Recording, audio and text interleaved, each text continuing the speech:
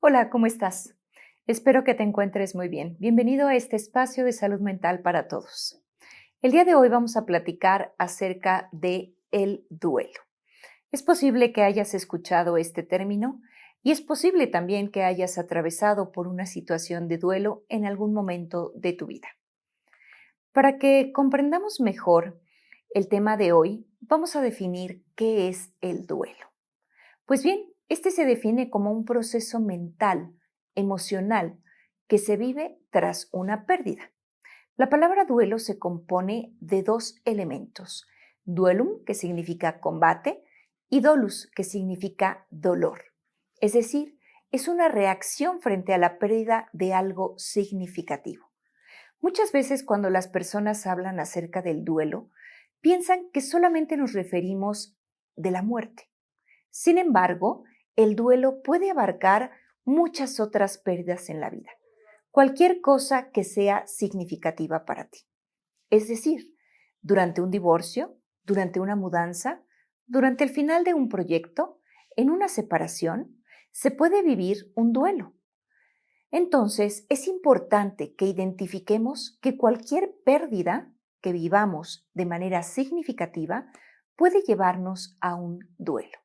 Sin embargo, también es importante que diferenciemos de lo que no es un duelo, porque muchas veces cuando tenemos un duelo complicado, cuando tenemos un duelo doloroso o cuando tenemos un duelo patológico, podríamos confundirlo con alguna enfermedad mental, como la depresión, la melancolía, una tristeza profunda o alguna otra enfermedad mental.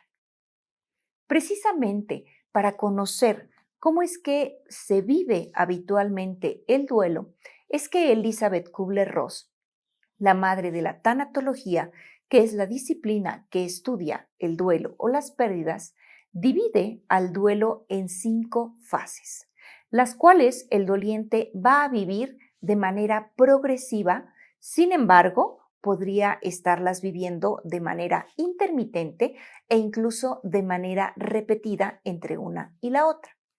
Las 5 fases son negación, ira, negociación, depresión y aceptación. ¿Qué quiere decir la negación? La primera fase o negación consiste en que cuando tenemos esta pérdida dolorosa o importante, puede ser que nuestra mente nos esté jugando un truco y nos esté haciendo pensar que esta pérdida no existió. Es probable que de pronto el doliente se diga a sí mismo: estoy seguro que esta noche voy a dormir y cuando despierte, mi ser querido va a seguir aquí. O esta noche voy a ir a la cama y cuando despierte, voy a seguir viviendo en mi casa anterior. La segunda fase de duelo, que es la ira, consiste en tener esta emoción tan importante de enojo, enfado, que puede llegar a generarnos incomodidad frente a la persona que se fue, frente al trabajo que no tenemos, frente al esposo o esposa que acabamos de perder o frente a la situación que estemos viviendo. Incluso la ira se puede descargar frente a Dios o frente a un ser supremo.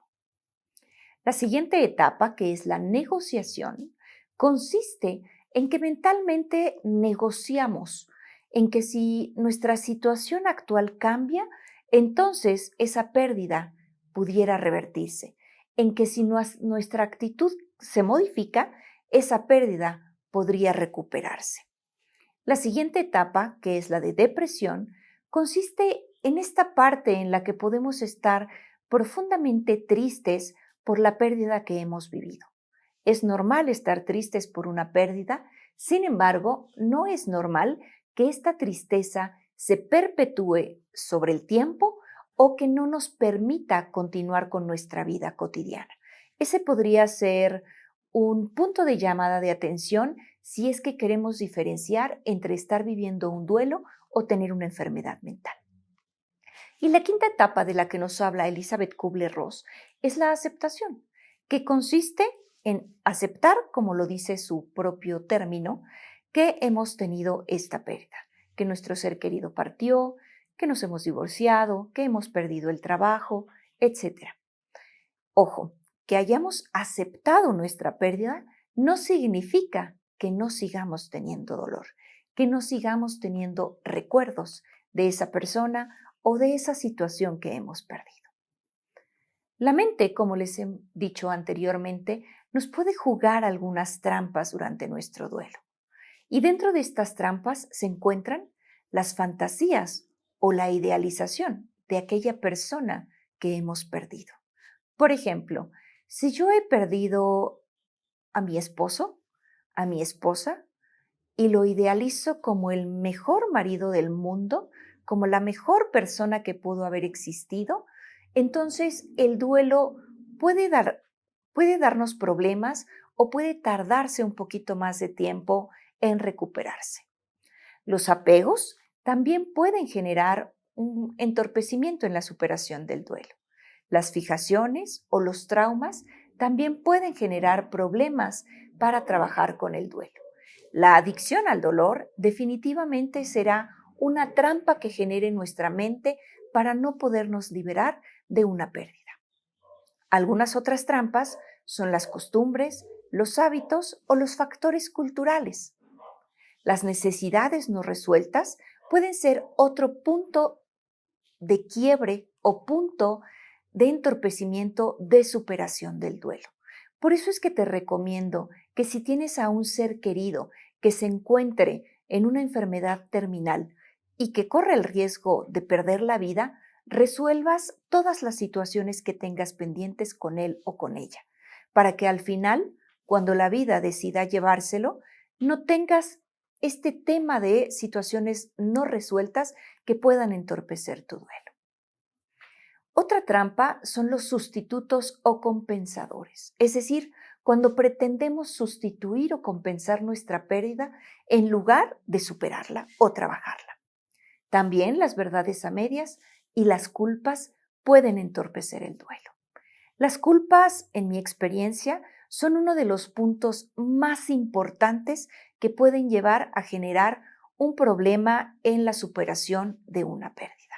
De tal forma que trabaja en el día a día para que seas la mejor versión de ti mismo con todas las personas con las que compartes, pero sobre todo con tus seres queridos, para que en el momento que cualquiera de ellos tenga que irse de este plano, tú no cargues ninguna culpa por haber hecho o por haber dejado de hacer algo con esa o para esa persona.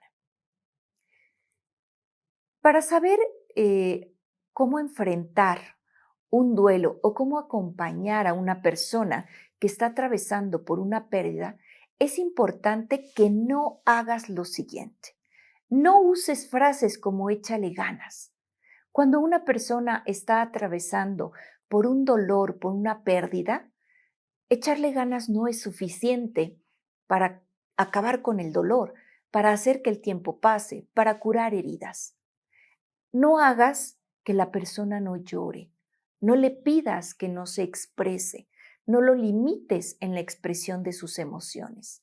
Cuando una persona está atravesando por un duelo, llorar y hablar de la situación que le está doliendo le va a ayudar poco a poco a lavar su corazón. Las lágrimas lavan el dolor. Si tú prohíbes que una persona exprese sus emociones, estás generando inconscientemente que esa persona se ahogue en su propio dolor. No impongas tus creencias. Es posible que la otra persona sea religiosa o no lo sea. Es posible que tenga un culto distinto al tuyo, de tal forma que si tú impones tus creencias, podrías estar generando conflictos en su propia mente. Lo que sí puede funcionar para acompañar a una persona a su duelo es escucha sin juzgar. Solo la otra persona sabe lo que está viviendo.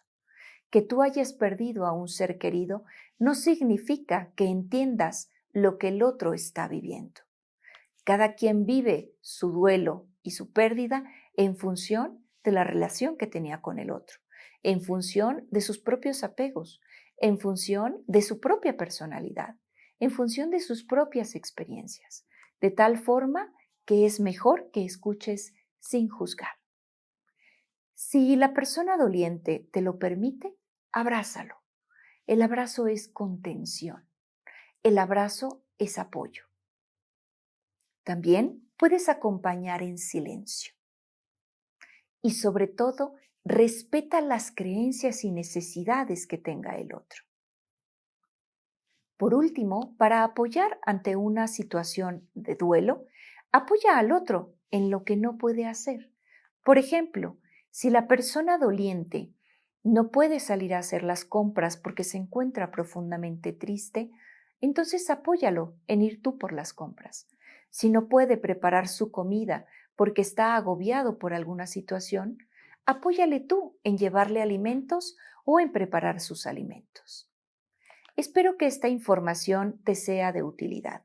Y recuerda que si una persona está viviendo un duelo, ya sea si es llevadero o muy doloroso, siempre puede acercarse a un experto que lo acompañe. El experto correspondiente es el tanatólogo. Hasta la próxima.